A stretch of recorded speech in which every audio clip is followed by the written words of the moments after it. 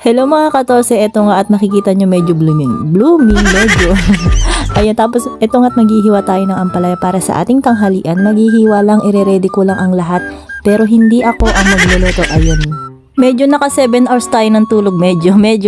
Naka 7 hours tayo ng tulog mga 14, kaya kung makikita nyo naman hindi tayo haggard, ayan, haggard. Kadalasan tulog ko lang kasi minsan 6 hours, ayun, ganun lagi, ayan, kaya minsan lagi masakit sa ulo. Pero nakakatulog naman ako sa tanghali minsan, ayun, minsan hindi, minsan nakakatulog, ganun. Hindi nga pala nakapasok si Aliyah kasi nagkasinat siya kahapon pagising. Natulog kami ng tanghali, pagising niya ng mga alas 4 ng hapon, meron na siyang sinat. Sinat lang naman, wala naman siyang ubos-ipon, ayun. Kasi itong video ko na to Monday, tapos ngayon ko pa lang siya i-edit Tuesday, ayan, kaya ngayon okay na siya, pumasok na siya.